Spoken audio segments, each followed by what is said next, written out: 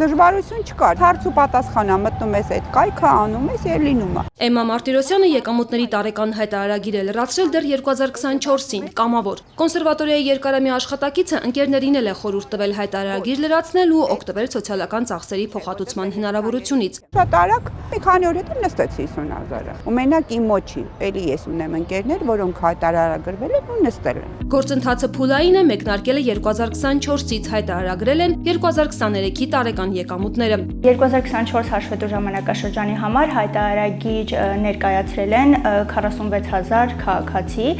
որից սոցիալական ծախսի փոխհատուցում ստացել են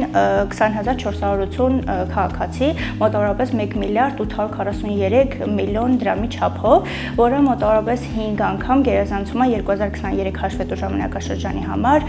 սոցիալական ծախսի փոխհատուցում ստացած անձանց քանակը։ 2025-ից մեկնարկել է եկամուտների տարեկան հայտարարագիր լրացնելու երկրորդ փուլը։ Հիմա արդեն ծրագրին միացել են նաև վարձու աշխատող քաղաքացիները։ Մինչև այժմ սոցիալական ծախսերի դիմաց փոխհատուցում է ստացել ավելի քան 25,000 քաղաքացի։ Ընդհանուր վճարվել է մոտ 2.3 միլիարդ դրամ։ Կոնկրետ ես եւ ամուսինս հետ վերադարձ ենք ստացել տղայիս ուսման համար վճարած վարձի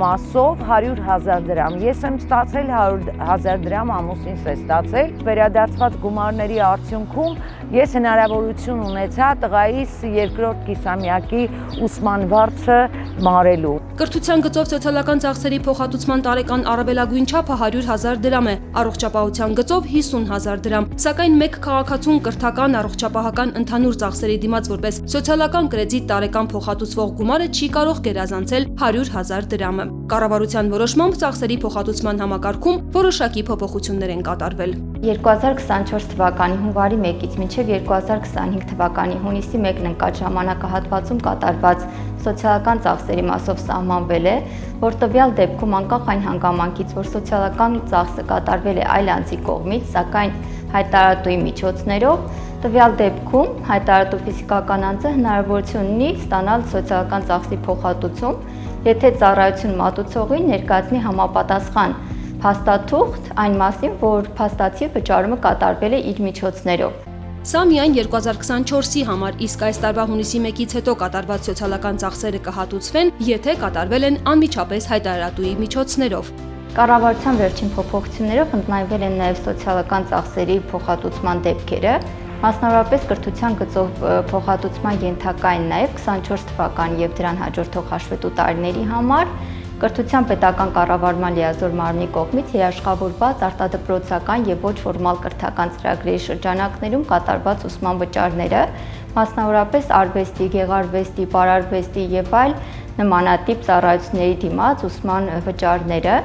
Փոխհատուցման ենթակա են նաև միջնակարգ կրթական ծրագրերի դասագրքերի վարձակալության վճարները։ Յուրաքանչյուր աշակերտի համար տարեկան առավելագույնը 3,000 դրամի չափով։ Սա միակ դեպքն է, երբ կանխիկով գործարքը ընդունելի է։ Իշահ քաղաքացու վերանայվել են նաև առողջապահական ծախսերից ձևավորվող սոցիալական կրեդիտ ստանալու պայմանները։ Առողջապահության գծով սոցիալական ծախսերը եւս ընդլայնվել են, մասնավորապես 2024 եւ 2025 թվականների հաշվետու տարիների ընթացքում հայտարարատու ֆիզիկական անձի կողմից իր կամ իր ընտանիքի անդամների համար ատամնաբուժական ծառայությունների ձեռքբերման դեպքում այդ ծախսերը ենթակա են փոխհատուցման եկամտային հարկի գումարներից։